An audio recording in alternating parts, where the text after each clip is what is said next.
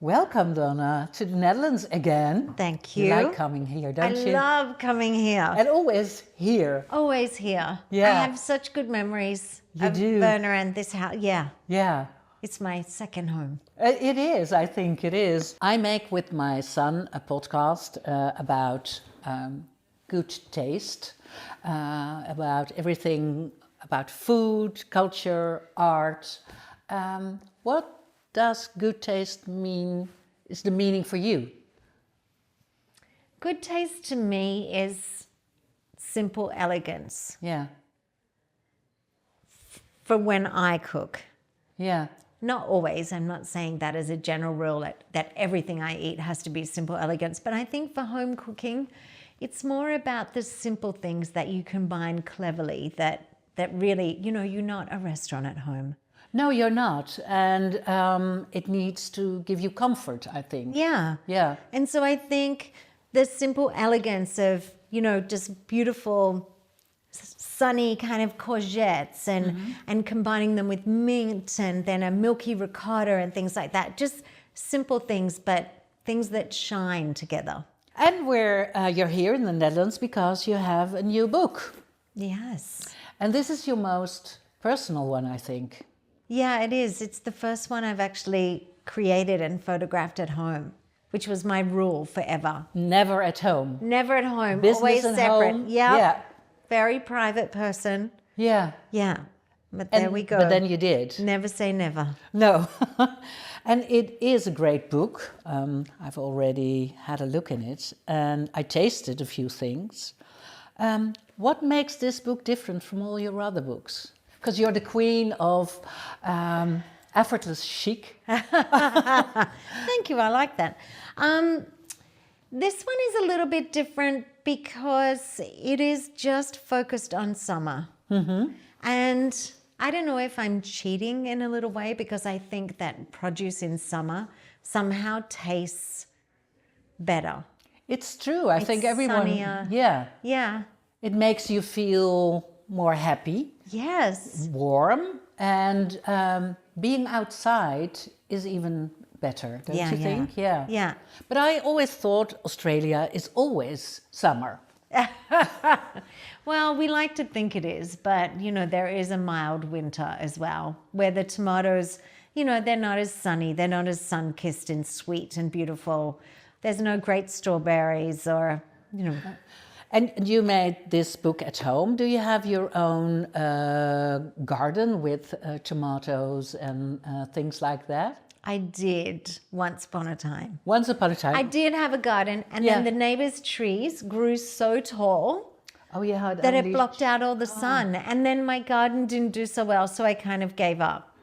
I just have herbs and things now. But I had beautiful tomatoes and things, but not anymore. Not anymore. No, and I can't cut their trees, so No, that's a pity. another house. I think I started being a fan in around 2001. It was such a difference, your kind of writing, your kind of making photographs from the rest of the cookbooks. So you came an instant hit in all of the world, not just in Australia. What makes it so much different, what you do? Oh, that's a really difficult question because I think my style has evolved over time, but what I try and do with my styling and the direction of the photography is that, everybody has time pressures and we have this, without getting too deep, we have this incredible pressure on let's just get takeaway, let's just buy some processed food. But I always think that if I can make a really beautiful recipe that you open the book and you go, wow, your mouth starts to water. Yeah. And then you look at the recipe and go, oh, I can do it. I can do that. That's so Yeah. short. I've got those ingredients, or I get them in my local shop anyway. And so that way it's kind of my weapon. It's your to getting, signature too. Yeah. Yeah. But to get you to cook. Because it's just a book, you can't smell it, you can't taste it yet. So for me, the styling and the pictures are really important to motivate people to cook. Because otherwise you won't start cooking. No. Not just the recipe. No. But I also think that your list of ingredients is always manageable. Yeah. It's not too long. Well, sometimes, I'll be testing a recipe and the list gets a little bit too long or the technique gets a little bit too complicated. And as much as I might be enjoying the recipe, I also then sort of afterwards think, I'm not going to make that on a Wednesday night when I'm busy. Because do you cook differently in the weekend than during the week? Yeah, I do. Although I think my entertaining on the weekend, I like to cook on Sunday. Sunday lunch is my time to shine. But I also like to shortcut that a little bit as well because I don't want to spend all day in the kitchen. And you want to be with your guests. Absolutely. Yeah. You don't want to get to that point where you're kind of resenting inviting people over. And I think these days, like when my mother entertained, it was all about their formal dinner party, and I feel like she was days in the making of the dinner party. Whereas I think as the world goes mad a little bit, it's more important about catching up with your friends and, keeping your people close and then having a really great laugh and a really good time. And don't make them feel embarrassed. She's been in the kitchen for hours and hours. Yeah, exactly. And I think when everybody relaxes, just some relaxed food. And I always say, people go, oh, how do you entertain? It's like, just choose one thing. Yeah. Choose one thing and cook it well. Just put some tomatoes on a plate. Yeah. Olive oil, salt, pepper, don't worry. A few herbs. Yeah, perfect. Done. Yeah. A little bit of salad greens over here. And if you need to buy dessert, just do a platter of beautiful chocolate and some fruit. Because it's more about the connection, I think, with your friends and, getting together than judging you on the, on You don't have to show off, look, this is what I made. Yeah, look at all of this. No. Otherwise, I would never see my friends if I tried to do that. I would just run out of time. That's true. Yeah. I have a few questions for you. Oh, my goodness. Oh, my goodness. No, they're just quick questions. Okay. Your favorite flower for the table? So hard. A magnolia. I grow them and I just think they are so majestic. And the scent, oh my goodness. I grow lots of different magnolias. Oh, beautiful. Yeah. Oh, that's nice. Best way to eat an egg? The most simple thing, but I love you can vary enormously. My favorite way to eat an egg is soft scrambled with parmesan and fresh herbs. Hopefully basil, if I've got it. Very good. Modern minimalist cutlery or classic ornate silver?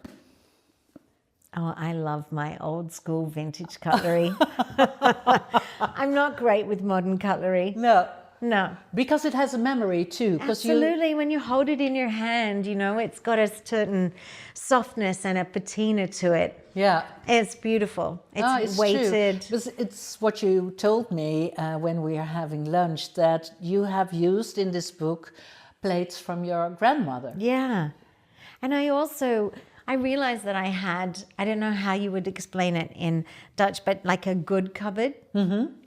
Where I had all beautiful things from my grandmother and I think even from my aunt and, but some of them were really impractical and they'd just sit there. So I had like a soup tureen. Yeah. I'm never going to put soup in it. No. But now I just put flowers in it and I have beautiful set of egg cups. I don't even remember who gave them to me, but now I just use them as bud vases down the middle of the table because I'm not getting silver egg cups out for my children. No. Never.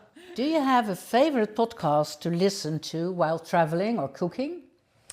My girlfriends send me podcasts and they're very varied. The latest one was How to Plan for Your Retirement. I have not got through it yet.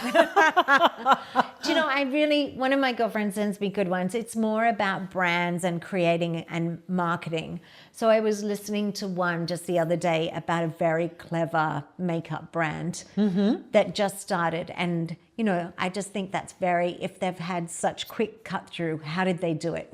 What was their philosophy? So I'm kind of more drawn to founder kind of startup marketing things. But it's not you listen to a podcast just for having a lovely night? No? I would listen to music. No, I like to learn. You want something out of it? Yeah, I want to learn something. Yeah. Okay. But not the retirement one. No. Favorite piece of art or artist that inspires you? Oh my Difficult, goodness. isn't it? Yeah, lots. Because I am so drawn to any kind of art, and I think art in fashion or beautiful handmade shoes. You know, I had a guy come and build a brass top in my house, and he was the most unlikely kind of guy, but his craft in making brass and copper is incredible. But if you meet him on the street, he's like, Oh, you know? Yeah, I understand. So, but just... You love craftsmanship. I love craftsmanship, from beautiful anything. Yeah. Anything. Yeah, we're alike in that. Detail, just beautiful. The one cake or pastry you can't resist. Just one? Okay, two. Two? Okay, well, at the moment, because I do change my mind a lot, I am so into the whole lemon cake from my book, and I'm not just saying that because you are holding my book, but there is a whole lemon cake. And you know when a lemon dessert makes you do this? Yeah. Just a little bit of a pucker. It's so loved. I just love it. Yeah. So we'll go with the lemon cake. And the second one? Well, I just can't The cake we just had? Yeah, the that milk is one? a good one. Yeah. Yeah, the 3 milk cake. Yeah. I like that cross between is it cake, is it pudding? It's quite unusual. It has to be comforting. Yeah, Yeah. bit nostalgic. Yeah. Yeah. Must have cookbook, of course, besides your own. Oh. Well, growing up, I always had a book with no pictures. Isn't that strange? Because that is so not me. Oh, I know one of my favorites, which is completely without pictures. Marcella Hazan. Oh, yeah, of course. No pictures. No pictures. Maybe it's because I read it and I can imagine what's... Yeah. Yeah. But I think you must love food and know about food to become addicted to recipes like that. There's, I had a little soft cover book, a baking book when I was little, no pictures. But there is a really good Australian cook, Stephanie Alexander, and she has a book called The Cook's Companion. And it's just really lovely, like it's really well written. There might be a chapter on asparagus, but then there's a side column that says asparagus goes with, and she just lists out lemon, tarragon, blah, blah, blah. So even if you've got asparagus, you go, oh yeah, of course. Yeah. I should throw it with capers. It's just those tips that make you want to cook. Yeah. Yeah. So I find that book really useful. No pictures. No pictures. Very good one. Best holiday destination. Ooh, that's a difficult one, I think. Oh, that's so hard. I know you're going to Greece now. Yeah. I mean, that's amazing. I don't know. I've been fortunate enough to be in a lot of countries. Yeah. And I'm just about to go to Dublin and to go to my first castle. Oh. So I'm beside myself with excitement. I'm going to go You're going to sleep there. You're going to sleep there. I'm going to sleep there. I'm definitely going to get some sleep. Do you think there are ghosts over there? I don't know. See, I like ghosts. I think They'll probably like you too. I think there can be friendly ghosts and quite mischievous, you know, a little bit naughty. So maybe I'll meet some mischief. I hope you do. Favorite movie? Oh, you know, you probably will think less of me when I tell you this. No, never. But I love kids' movies. I love animated movies. I don't know if it's because I love being on the couch with all of my boys, you know, like I think they just see me as an extra cushion. But I just love the humor in some kids' movies that is just, I love the way they're animated, their little jokes. I like to hear my boys laughing. Do you know that my kids didn't want to go to the cinema with me anymore because I would always have tears? Oh, really? And they would feel ashamed about that. Oh, no. You're crying again. Well, my 23-year-old, I think he would, if I said to him, do you want to sit down and watch Cars? You know, he would probably say, yeah, okay. I know that the favorite movie of my son, whom I make the podcast, is Ratatouille.